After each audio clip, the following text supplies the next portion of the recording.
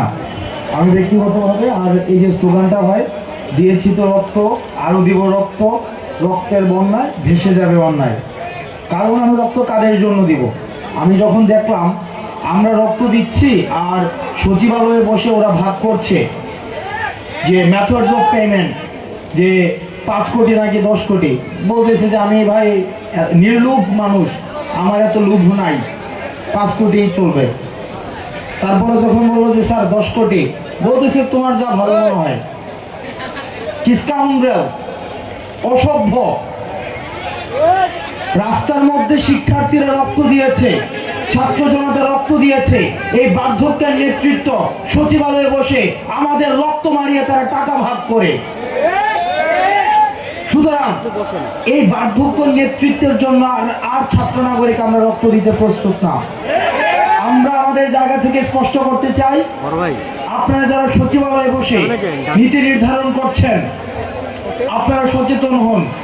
কারণ ছাত্র নাগরিক 5 তারিখ যেভাবে হাসিনাকে তার মসনদ থেকে নামিয়েছে, আপনাদের সচিবালয় ঢাকা বিশ্ববিদ্যালয় থেকে 4 মিনিট ওয়াকিং ডিস্টেন্স। আপনারা সচিবালয়ে বসে 5 কোটি না 10 কোটি ভাগ করবে, আর আমি আমার বাজারে গিয়ে আমি আমার প্রতিদিনের নিত্য প্রয়োজনীয় জিনিসটি কিনে আনতে পারবো না, এই জিনিসটা হবে না। আপনারা বাজারে যাওয়া আছে এখানে মানুষের, বাজারে যান, কারা কারা বাজারে যান? দেখেন, আমি রাজনৈতিক কোনো বক্তব্য দিতে আসছি না, আমাদের একদম বেসিক নিড। আন্দোলন কি সারা বছর আন্দোলন করবো আমরা? সারা বছর রাস্তায় থাকবো? দেখেন, আমি আজকে বাজারে গেলাম, একটা বাজারে একটা মানুষ যে মধ্যবিত্ত আমাদের মতো, সে বাজার থেকে কখনোই যে একটা এই সাইজের ব্যাগ দিয়ে কখনো বাজার করে এখন বাজার করে বাসায় ফিরে আসতে পারবে না। আমরা আজকে এই সরকারের 2.5 মাস হয়েছে, 2 মাস হয়েছে, 2 মাস হয়ে যাওয়ার পরেও কেন বাজারের সিন্ডিকেট গুলো এখনো পর্যন্ত সচল থাকবে? বাজারে কেন যে সবজিটা উত্তরবঙ্গে 30 টাকা, কি কারণে সেটা ঢাকায় এসে 100 টাকা হয়ে যাবে? সুতরাং আপনারা সরকারে যারা আছেন, আপনারা বিভিন্ন সরকারি সুবিধা নিয়ে আছেন, আমরা যারা রাস্তায় আন্দোলন করেছি, ছাত্র যারা জনতা রক্ত দিয়েছে, তারা সরকারি সুবিধা পাচ্ছে না, তাদের বাসার বাজার সরকারি টাকায় তাদের ফ্রিজে আসে না। সুতরাং বাজারের সিন্ডিকেট গুলো ভেঙে দিয়ে সাধারণ মানুষের কাছে যেন বাজারগুলো পৌঁছে যায়, আপনারা সেই ব্যবস্থা দ্রুততম সময়ের মধ্যে করুন। না হয় ছাত্র নাগরিক এই সরকারের বিরুদ্ধে কথা বলা শুরু করবে। এখানে যারা শিক্ষার্থী রয়েছেন, আপনাদের শিক্ষার্থীদের প্রতি আমি একটা আহ্বান জানিয়ে আমার বক্তব্য শেষ করব। বৈরী আবহাওয়া, আমি দীর্ঘায়িত করছি না। সেটা হচ্ছে যে আমাদের কিছুদিন পরে, আমাদের সামনে আমাদের ভাইরা রয়েছেন, কিছুদিন পরেই আমাদের যেই বাংলাদেশের সাম্প্রদায়িক যে সম্প্রীতিটি রয়েছে, আমাদের সাম্প্রদায়িক সম্প্রীতির সনাতন ধর্মাবলম্বীদের সবচেয়ে বড় উৎসব যে দুর্গাপূজা কিছুদিন পরে রয়েছে। দুর্গাপূজাকে ঘিরে বিভিন্ন মহল ইতিমধ্যেই ষড়যন্ত্র লিপ্ত হচ্ছে। আমরা যেভাবে 5ই আগস্টের পরে আমরা দেখেছি মাদ্রাসার শিক্ষার্থীরা মন্দিরগুলোকে পাহারা দিয়েছে, পাড়া মহল্লায় দাঁড়িয়ে দাঁড়িয়ে আমরা আমাদের সংখ্যালঘু ভাইদের আমরা বাড়িঘরগুলো পাহারা দিয়েছি। সুতরাং এই যে সামনের পূজাটি রয়েছে, এই পূজাটি আমাদের যারা ভাইরা রয়েছে, অন্য ধর্মের ভাইরা রয়েছে, তারা যেন তাদের অনুষ্ঠানটি নির্বিঘ্ন পালন করতে পারে, সেটির জন্য আমরা আমাদের জায়গা থেকে নিরাপত্তা বেষ্টনী তৈরি করব এবং তাদেরকে যেন কোনো ধরনের হামলা, কোনো ধরনের সাম্প্রদায়িক কোনো ধরনের ষড়যন্ত্র, সেগুলোকে রুখে দেওয়ার জন্য আমাদেরকে প্রস্তুত থাকতে হবে। আমরা এই যে আন্দোলন করেছিলাম, এই আন্দোলনের কিন্তু আরেকটি উদ্দেশ্য ছিল, সেটি হচ্ছে চাকরি বা কর্মসংস্থানের যে বিষয়। 2 মাস হয়ে গিয়েছে, আমি জানি না চাকরি বা কর্মসংস্থানের জন্য সরকার কি করেছে।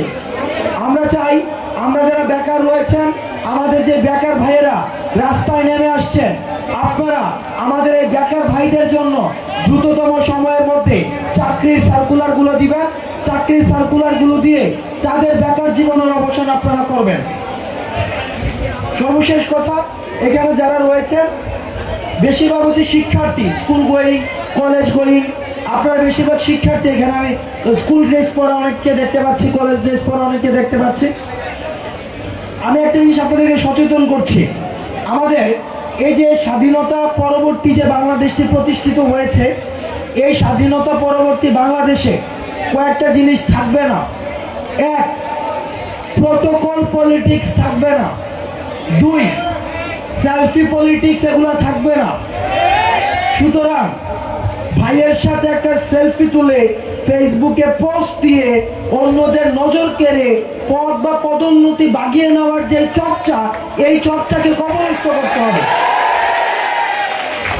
আমরা 5ই অগাস্টের পূর্বে যেভাবে স্লোগান দিয়েছিলাম বিকল্প আমি, তাইলে ভাই এখন কেন আপনারা ভাইদের পিছনে ঘোরাঘুরি করবেন? আপনাকে বিকল্প হয়ে উঠতে হবে, আপনাকে নেতৃত্বের জায়গাটায় আপনাকে আসতে হবে। এখানে যারা যারা রয়েছেন প্রত্যেকে তার জায়গা থেকে প্রত্যেকে এক একজন নেতা। তো সুতরাং আমাদের ছাত্রলীগীয় যে কালচার ছিল, এই যে সেলফি পলিটিক্স, প্রোটোকল পলিটিক্স, এগুলোর স্থায়ী পুনর্বাসন আপনাদের মধ্য দিয়ে হোক। পড়াশোনার চর্চাটা থাকুক এবং সবাইকে পড়াশোনা করতে হবে। এই যে ফোন হাতে নিয়ে ফেসবুক, সোশ্যাল মিডিয়াতে প্রচুর পরিমাণে অ্যাক্টিভ থাকার মধ্য দিয়ে যে আমরা সমাজ বা রাষ্ট্র অনেক বেশি পরিবর্তন করতে পারবো, সেটি যেমন সত্য না, ঠিক একইভাবে এই সোশ্যাল মিডিয়ার ইম্প্যাক্টও আমাদেরকে ভোলা যাবে না। আমাদেরকে দুটো ব্যালেন্স ক্রিয়েট করতে হবে, পড়াশোনা এবং আমাদের সোশ্যাল মিডিয়া লাইফের মধ্যে ব্যালেন্স করতে হবে, যাতে করে আমরা মনস্তাত্ত্বিকভাবে সমৃদ্ধ হতে পারি, রাজনৈতিকভাবে সচেতন হতে পারি, অধিকার জায়গা থেকে আমরা সচেতন হতে পারি। আপনারা ভালো থাকবেন, সুস্থ থাকবেন। আসসালামু আলাইকুম ওয়া রাহমাতুল্লাহ। একমাত্র ওয়ালটন এসি দিচ্ছে 1 বছরের রিপ্লেসমেন্ট গ্যারান্টি। আমাদের শহীদ ভাই বোনেরা যে রক্ত দিয়েছেন, এখন যদি আমরা সেই একতাটা ধরে রাখতে না পারি, তাহলে সেটা হবে আমাদের শহীদ ভাই বোনদের রক্তের সাথে বেইমানি। সেই রক্তের সাথে কি আমরা বেইমানি করব? সবাইকে একতাবদ্ধ থাকার আহ্বান জানিয়ে আমি সর্বশেষ যাকে বক্তব্য দেওয়ার অনুরোধ জানাবো, তিনি হচ্ছেন সার্জিস আলম, কেন্দ্রীয় সমন্বয়ক, বৈষম্য বিরোধী ছাত্র আন্দোলন।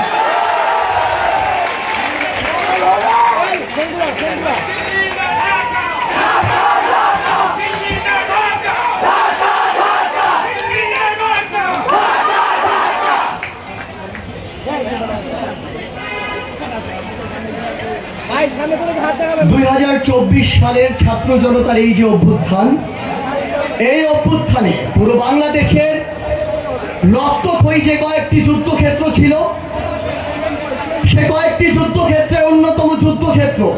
আর এই সামনের লোকটাকে যেই ভিডিওগুলো, যেই বিএনএস উত্তরার এক একটি রক্তচিত্র এখনো আমাদের শরীরকে শিউরে তোলে, সেই বিএনএস উত্তরার ধারণকারী বৃহত্তর উত্তরার আজকে আমার সামনে উপবিষ্ট 24-এর ছাত্র জনতার অভ্যুত্থানে এক একজন বীর আন্দোলনকারীকে সেই 24-এর ছাত্র জনতার রক্তাক্ত স্পিরিটের সংগ্রামী শুভেচ্ছা জানিয়ে যেই কথাটি সবার আগে বলতে চাই, ফ্যাসিস্টের মাথাগুলো বিভিন্নভাবে এই দেশ ছেড়েছে। ফ্যাসিস্টের মাথাগুলোকে এক মন্ত্রণালয় থেকে আরেক মন্ত্রণালয়ে সরানো হচ্ছে, কিন্তু ওই প্রথম স্তরটি ব্যতীত ফ্যাসিস্টের যে দোসররা ছিল, যারা গ্রেড 3-4 থেকে শুরু করে গ্রেড 20 পর্যন্ত এখনো ওই ফ্যাসিস্টের দালাল হিসেবে তাদের উদ্দেশ্যকে সার্ভ করে যাচ্ছে, সেই উদ্দেশ্যকে আমরা আমাদের জায়গা থেকে কখনো সার্ভ করতে দিতে পারি না। আজও আমরা দেখি ওই ফ্যাসিস্টের দালালরা ব্যাংকগুলোর বিভিন্ন জায়গায় বসে আছে। আওয়ামী লীগের ওই সময়ে ফ্যাসিস্টের দালালরা এক একটি ব্যাংকের চেয়ারম্যান হয়ে ওই ব্যাংকগুলোকে লুট করেছে। আমরা দেখি বাংলাদেশ সেনাবাহিনীর বিভিন্ন লেফটেন্যান্ট জেনারেল, ওই যে মুজিবুর রহমানের মতো জেনারেলরা ওই রয়ের সাথে আঘাত করে এই দেশের মানুষকে জিম্মি করেছে, গুম করেছে। আমরা দেখেছি ওই আওয়ামী লীগের দালালরা মোদির সাথে যারা এক হেলিকপ্টারে চড়ে তার প্রাইভেট উদ্দেশ্য সার্ভ করে, তার টাকাগুলো নিজস্ব ফান্ডে রাখে, সেই আদানিকে করেছে। আমরা আজকে পেপারে দেখি আদানির সাথে আওয়ামী লীগ এমন একটি চুক্তি করেছে যেই চুক্তির কোনো এক্সিট ক্লজ রাখা হয়নি। এই দেশটা কি কারো বাপের? এই দেশটা কি কারো বাপের? তাহলে এই দেশে বসে আদানির সাথে ওই আওয়ামী লীগ কোন সাহসে এমন চুক্তি করে যেই চুক্তির কোন এক্সিট ক্লজ রাখা হয়নি? আমরা দেখতে পাই এই চুক্তি বাতিল করার জন্য আপনাকে $12 বিলিয়ন শুধু ক্যাপাসিটি চার্জ দিতে হবে। আমরা দেখেছি এই $1 বিলিয়ন চুরির যে মেগা চুরির প্রজেক্ট সেটি পুরো বাংলাদেশে হয়েছে। 35,000 কোটি টাকা দিয়ে পদ্মা সেতু করেছে। 15 থেকে 20,000 কোটি টাকা শুধু 15 থেকে 20,000 কোটি টাকা শুধু চুরি করেছে। আমরা দেখেছি 40,000 কোটি টাকা দিয়ে পদ্মা সেতু রেল প্রজেক্ট করেছে, তার মধ্যে 20,000 কোটি টাকা শুধু চুরি করেছে। এই যে মেগা প্রকল্পের নামে এই দেশে যে মেগা চুরিগুলো হয়েছে সেগুলোর প্রত্যেকটির বিচার এই বাংলাদেশেই নিশ্চিত করতে হবে। আমরা আমাদের জায়গা থেকে দেখেছি বিগত 16 বছরে আমার কোন একজন ভাইকে যদি দাড়ি দেখেছে তাকে ট্যাগ দিয়েছে। আমার কোন একজন ভাইয়ের কপালে যদি সিজদার দাগ দেখেছে তাকে ট্যাগ দিয়েছে। কারো গায়ে যদি পাঞ্জাবি পায়জামা দেখেছে, কখনো যদি পলিটিক্যালি থ্রেট মনে হয় তাকে ট্যাগ দিয়েছে। আমরা দেখেছি কোন একজন আলেম ওলামাকে যদি মনে হয় যে পলিটিক্যালি ভবিষ্যতে থ্রেট হতে পারে তাকে দেশ ছাড়া করেছে। এই যে অন্যায়গুলো, এই যে অবিচারগুলো, এর প্রত্যেকটির বিচার এই বাংলাদেশে অবশ্যই নিশ্চিত করতে হবে। আমাদের জায়গা থেকে স্পষ্ট বার্তা, বাংলাদেশের ছাত্র জনতা ঐক্যবদ্ধ হয়ে নিজের রক্তের বিনিময়ে, আমার ভাই বোনদের জীবনের বিনিময়ে যেই দেশকে নতুন করে স্বাধীন করেছে, যেই ফ্যাসিস্ট হাসিনাকে দেশ ছাড়া করেছে, কোন দেশ যদি তাকে আশ্রয় দেয় তাহলে বাংলাদেশের ছাত্র জনতার শত্রুকে তারা আশ্রয় দিয়েছে। কোন দেশের সাথে এই বাংলাদেশের মানুষের পররাষ্ট্রনীতি কেমন হবে তা ওই দেশের কাজ নির্ধারণ করবে। ওবায়দুল কাদের, ওই শেখ হাসিনা সহ ফ্যাসিস্টের দালালরা যদি দিল্লি, কলকাতার, ভারতের উদ্যানে ঘুরে বেড়ায়, আমরা ধরে নিব এই কাজের মাধ্যমে আমাদের পররাষ্ট্রনীতি নির্ধারিত হবে। আমরা কোন দেশের সাথে ওই দেওয়ার সম্পর্কে বিশ্বাসী না। আমরা প্রয়োজন হলে আরো রক্ত দেব, তবে আমাদের এই যে সমতার সম্পর্ক, সমতার পররাষ্ট্রনীতি সেটি বাস্তবায়ন করব। আমরা আমাদের চোখের সামনে দেখি আমাদের মায়েরা তার সন্তানের জন্য কাঁদছে। আমাদের 6 বছর বয়সের একজন সন্তানকে হারিয়ে আমাদের বাবারা কাঁদছে। আজান হচ্ছে কি?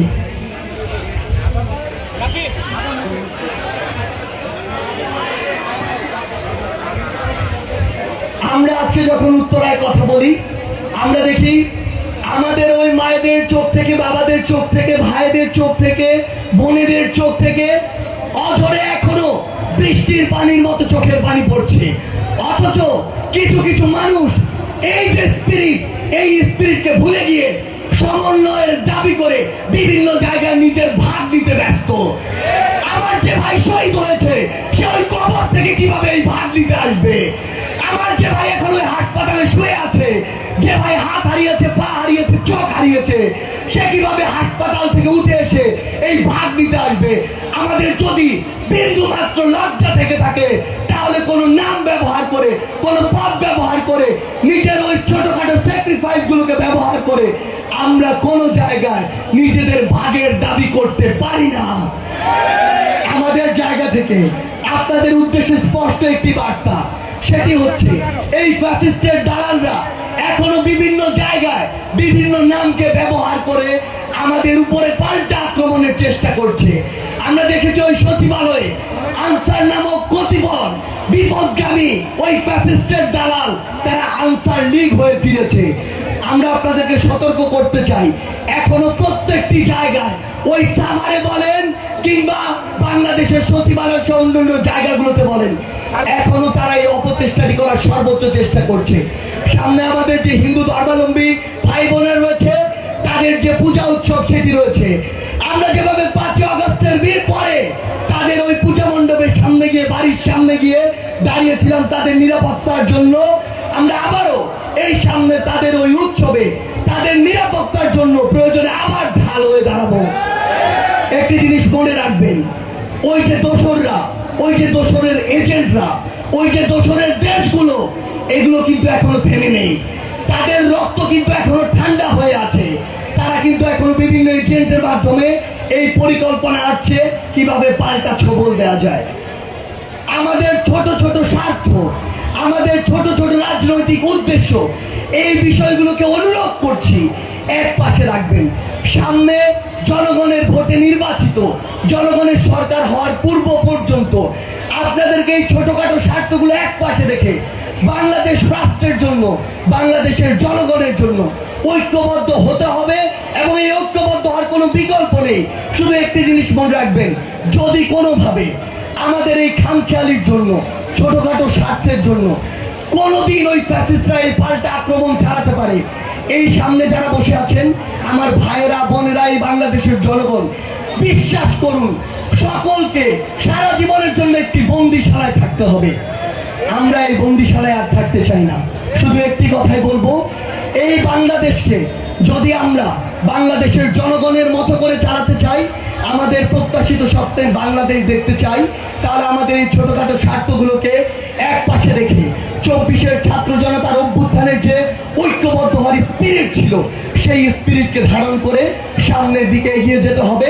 এবং আমরা বিশ্বাস করি আগামীর এই নতুন বাংলাদেশ সৃষ্টির যে অগ্রযাত্রা, সেই অগ্রযাত্রা সেভাবেই শুরু হবে, যেভাবে ওই ঢাকা বিশ্ববিদ্যালয় থেকে আমাদের তাড়িয়ে দেওয়ার পরে উত্তরার বিএনএস থেকে পাল্টা একটি ওই আক্রমণ, ফ্যাসিস্টদের কামড় দেওয়ার অগ্রযাত্রা শুরু হয়েছিল। সবশেষে ওই 18 ছাত্র জনতার অভ্যুত্থানের যে প্রাণের স্লোগান, সেই স্লোগান দিয়ে শেষ করছি। সবাইকে একসাথে বলতে হবে, কোটা না মেধা, কোটা না মেধা, আপোষ না সংগ্রাম, আপোষ না সংগ্রাম, দালালি না রাজপথ, দালালি না রাজপথ, আবু সাইদ মুগ্ধ, শেষ হয়নি যুদ্ধ। আমাদের যুদ্ধ এখনো শেষ হয়নি। যতদিন না জনগণের ভোটে নির্বাচিত জনগণের সরকার হচ্ছে, ততদিন ঐক্যবদ্ধভাবে আমাদের লড়াই জারি রাখতে হবে এবং আমরা একসাথে সে লড়াই করে যাব। ধন্যবাদ। উত্তরা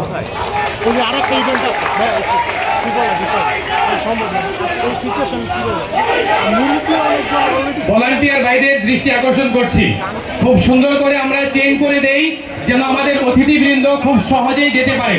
আমরা কেউ ছবি তোলার জন্য, দেখা করার জন্য এখন ভিড় করব না।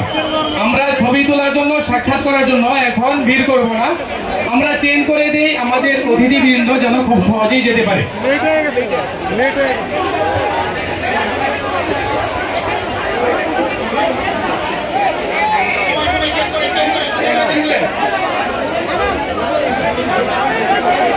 সকলের দৃষ্টি আকর্ষণ করছি, মেহমানদেরকে যেতে সুযোগ করে দিন, মেহমানদেরকে যেতে সুযোগ করে দিন।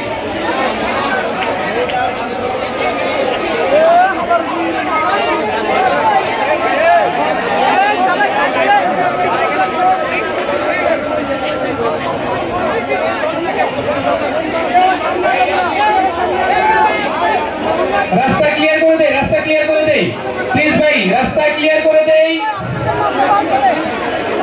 যেতে দিই।